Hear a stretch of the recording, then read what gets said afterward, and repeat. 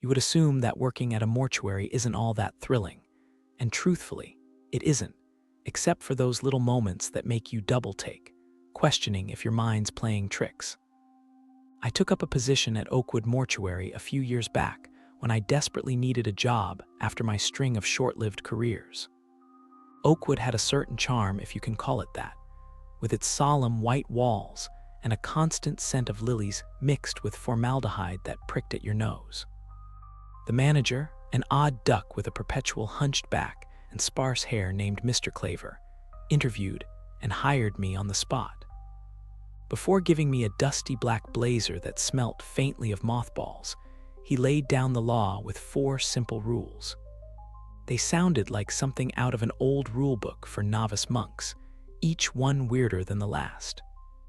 Let's start off easy. Rule 1 was no problem. Always lock the front door behind you. Sure, security matters. Even in the dead don't complain about break-ins. Rule 2 got a bit stranger. Never play music within the mortuary. Mr. Claver claimed it disturbed the ambience they maintained. We're handling dead bodies, sure, but what would a little Beethoven hurt? And then there was Rule 3. Never bring any meat products into the building. Made no sense to me. It wasn't like we were dining beside the caskets. I questioned it once, and all Claver said was, "It attracts unwanted attention," and left it at that with his eyes darting to the embalming room. Last, the real kicker, Rule 4. Never stay in the mortuary alone after midnight. Claver had gravely informed me that it was crucial for my employment, and possibly my well-being, to follow this rule religiously. Now, it was a regular Thursday evening when things started to skew off the routine. I was finishing up the prep work on Mrs. Henley, who was scheduled for a viewing early next day. Claver had already left, muttering about a sick cat and leaving me to lock up, which was unusual but not alarming at first. I'd had my headphones in, forgetting Rule 2 entirely when I caught a whiff of something that didn't mix well with the chilling sterilized air, barbecue, like smoky, greasy pork ribs. Instinctively, I pulled out an earbud and listened. The mortuary was dead silent, a contrast to the mental noise of spicy, savory meat which had no source I could see. At 11:55 p.m., finishing up Mrs. Henley's makeup, I noticed her left hand, which I had neatly placed atop the right, was now dangling off the side of the table. "Odd," I muttered, correcting it. But no sooner had I settled the hand, it moved again when I turned to fetch a makeup pad. That tugged at my already tight nerves. Glancing at the wall clock, I decided it was time to make a swift exit, a bit early to avoid being alone post-midnight, just as per Rule 4. I hastily shut off everything and got out, but there on the door was a handprint, smudged and gray as if covered in ash, right where I'd need to push to open. Now, on any other night, I would have chalked it up to a cleaner's mistake, but the sterile cleanliness of Mr. Claver's pride and joy meant no such slip-ups ever occurred. I forced myself to press through the print, feeling the grit against my palm, something acutely wrong bubbling inside me. I locked the door, turned around, and froze.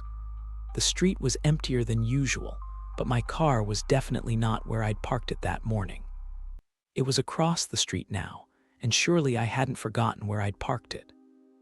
As I headed towards it, the faintest sound of music, something jazzy and slow, drifted from the mortuary behind me, seeping out into the cold night air. The chill in the air seemed to sink deeper into my bones as I crossed the dim street, my footsteps muted against the old asphalt. That faint music swirl, drawn out from the silent embrace of the mortuary, tugged at the edge of my memory, a ghostly reminder of something forgotten. My car sat under the glow of the street lamp, looking as benign and familiar as ever, but I couldn't shake the unease that knotted in my stomach. As I approached, the music grew louder, the haunting melody morphing into something that sounded almost celebratory. The street was still empty, yet I felt eyes on me, watching from shadows, from behind the curtained windows of darkened houses. My hand trembled slightly as I reached for the car door, the metal cool and slightly damp under my fingers. I opened the door, the creak of the hinges unusually loud in the quiet night. Dropping into the driver's seat, I slammed it shut and locked it immediately, the sound echoing slightly down the street. My heart thundered in my chest. Just get out of here, I told myself. Start the car and drive away. It's nothing. You're just tired. But even as I inserted the key into the ignition, I paused. The air inside the car was colder than outside, a deep, penetrating cold that felt as if it had been waiting for me. I turned the key and the car sputtered to life, the familiar hum of the engine at odds with the chill. The music, now louder, infiltrated my car. My hand went to the radio, off as expected, and my breath caught in my throat. Where was it coming from then? I glanced in the rearview mirror and my blood ran cold. Sitting in the backseat was a figure, blurry and indistinguishable, like a smudge of darkness against the otherwise clear night outside. I jerked around, heart leaping to my throat, but the backseat was empty. Just my imagination, I reassured myself, a trick of the light and nerves. I forced my attention back to the road, pulling away from the curb with a shudder running through the frame of the car. The streets remained ominously empty as I drove, the rows of houses on either side like silent sentinels watching me pass. The music continued to play, a soft, taunting melody that no longer seemed remotely human. It was now a part of the night, woven into the very fabric of the darkness that surrounded me. I tried to focus on the road, on anything but the haunting tune, when I noticed the streetlights flickering as I drove under them, one by one extinguishing the light until only darkness remained in my rearview mirror. A panic began to build within me, a crescendo that matched the now deafening music. The road ahead twisted in ways that didn't make sense, and I realized I didn't recognize where I was anymore. The familiar turns and landmarks of my city had disappeared, replaced by an endless loop of shadowed houses and dark, curling fog. The real horror came, not with another sight or sound, but with the sudden, awful recognition. The jazzy tune was one my mother used to hum when I was a child, a lullaby to soothe my nightmares. And she had passed away, long and irrevocably gone, buried in the very mortuary I had left behind tonight. As the melody wormed deeper into my soul, an image flashed across my mind. My mother, standing at the foot of my bed, humming, as the room grew colder and the shadows in the corners stretched towards me. My breaths came in short, sharp gasps, the steering wheel icy under my grasp. It was then I saw that the road I was on led back to where I'd started. Ahead, the mortuary loomed, larger and more sinister than before, its doors agape like a dark maw waiting. The music reached a fever pitch as I pulled over, the engine cutting off on its own. I felt drawn, unable to resist stepping out of the car, my body moving of its own accord towards the gaping doors. As I crossed the threshold, the music stopped abruptly, plunging me into a suffocating silence. The doors swung shut with a resounding bang, and I was enveloped by the dark, the cold, and the unmistakable scent of lilies. Her favorite flower, always too sweet, lingering in the air like a memory made manifest. I stood there, unable to move, unable to breathe, as something whispered my name from the depths of the shadowy hall. I stood there, unable to move, unable to breathe, as something whispered my name from the depths of the shadowy hall. The voice was soft and ragged, dragging each syllable over rough edges, making it sound like sandpaper scratching against my skull. "Ella," it called again, closer this time, the L lingering like a warning. I should have run, turned around, and fled through the front door back into the cold relief of the November night. But curiosity, dense and unyielding, anchored me to the spot. My heart banged against my ribs, each beat screaming at me to move, to escape, but my feet remained planted. The familiar call of my name sent a shiver spiraling down my spine. It sounded like my grandmother, but that was impossible. She had passed away in this very house 2 summers ago. As the shadows appeared to curl and stretch down the hall, a light bulb flickered at the far end, momentarily illuminating a figure. It was hunched and indistinct, cloaked in darkness. The light gave its shape but no details, a void where features should have been. The luminescence sputtered and died, surrendering the figure back into the darkness with only the ghost of an outline remaining. I swallowed, my mouth dry, my instincts shrieking at me to run. Instead, I found myself whispering, "Grandma." Silence met my query, thick and suffocating. Then, a soft, guttural laugh trickled down the hallway, a sound that didn't belong to the woman I remembered. My skin crawled at the sound, wrongness echoing in its tone. "Come, Ella, I've been waiting," the voice crooned, now unmistakably sedimented with something sinister. A chill ran through me as the floorboards creaked under a weight that seemed to approach. I took a tentative step backward, the air around me thickening, clinging to my skin like wet cloth. The house, a place of fond memories, now loomed over me, threatening in its silence. With a shaky breath, I turned on my phone's flashlight and shone it down the hall, the beam of light trembling in my unsteady hand. The light cut through the darkness, but the end of the hallway remained impenetrable, a black tapestry that seemed to swallow light whole. I squinted, trying to make out any movement, any shapes that would coalesce into the figure I had seen. But there was nothing, only the deep, unending dark and the increasingly loud buzzing of silence in my ears. That was when the temperature dropped, a sudden frost biting at my fingers and nose. My breath became a cloud in front of me, and the house seemed to settle, a groan traveling through its frame. Then, ice-cold fingers brushed the nape of my neck, feather-light and unmistakably real. I whirled around, the flashlight beam dancing wildly across the walls, revealing nothing but old photographs and framed embroideries. Tears stung my eyes, frustration and fear melding into a dizzying crescendo. "Who is there?" I demanded, my voice stronger than I felt. Another laugh, this time a low chorus that seemed to come from everywhere and nowhere. The air swirled around me, pages of a nearby book fluttering as if caught in a silent hurricane. I stumbled forward, determined now to confront whatever mocked me with familial tones. As I reached the end of the hall, the air shifted once more, and I stopped, catching a sudden scent that overpowered the mustiness of the house.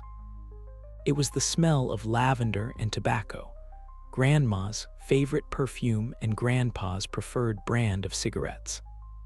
Memories cascaded, paralyzing me with a mix of longing and terror. This was too real, too close to what I remembered from my childhood, and yet all wrong, tainted with something I wouldn't understand. The floor under my feet vibrated, a subtle hum that grew in intensity until it was undeniable. I looked down, my heart faltering at the sight. The wooden planks were slowly moving, undulating like the surface of a disturbed pond. A cold wind picked up, swirling around me with ferocious intensity as the entire hallway seemed to breathe.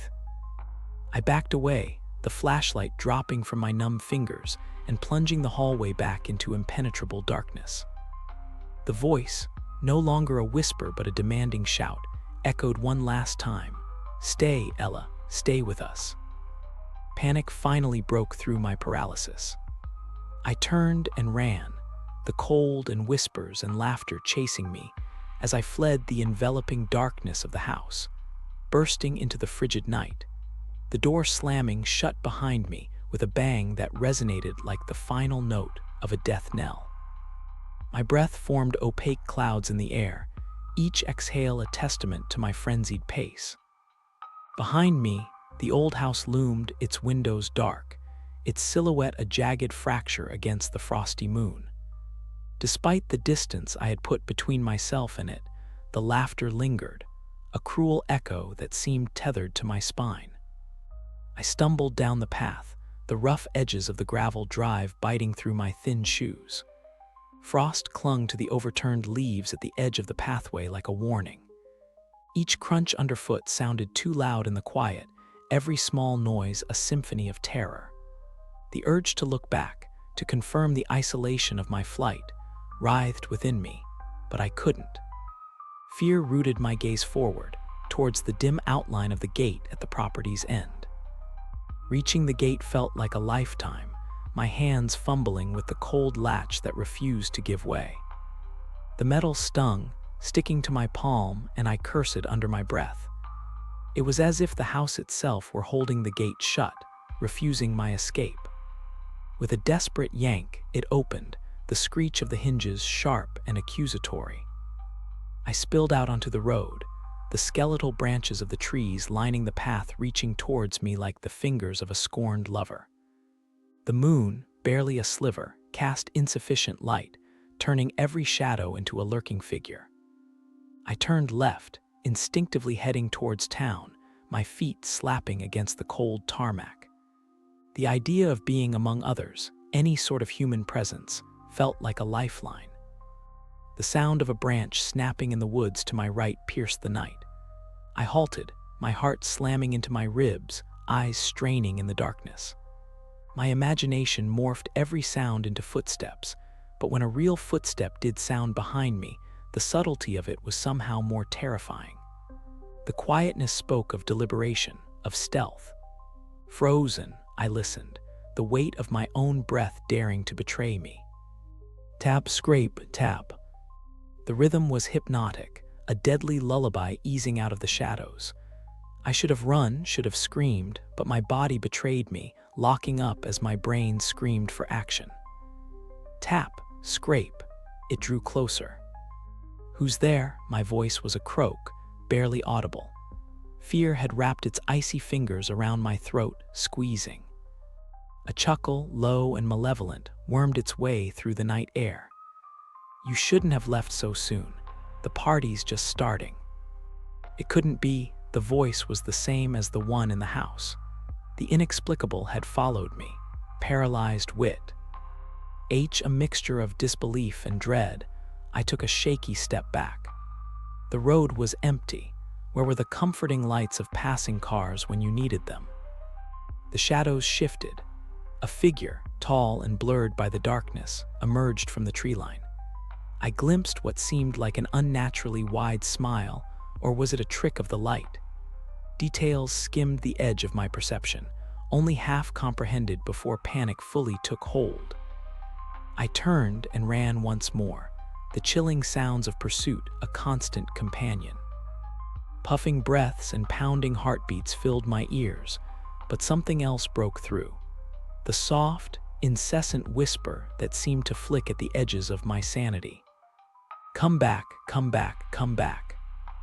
I didn't dare stop until the sparse lights of the town appeared, casting ghastly shadows onto the pavement. The familiar sight of the all-night diner, with its flickering neon sign, offered a semblance of sanctuary. I pushed through the door, the bell tinkling merrily above, a sharp contrast to my distress. Shaking, I took a seat at the counter, the vinyl cool and sticky under my palms. The few patrons scattered around gave me cursory glances, their eyes sliding off almost immediately, drawn back to their own late-night musings. Safe, I told myself, you're safe. But as the laughter continued to echo in my mind, a terrifying thought clung to the fringes of my consciousness, refusing to be dislodged. What if whatever was in that house had let me go just long enough to enjoy hunting me down again?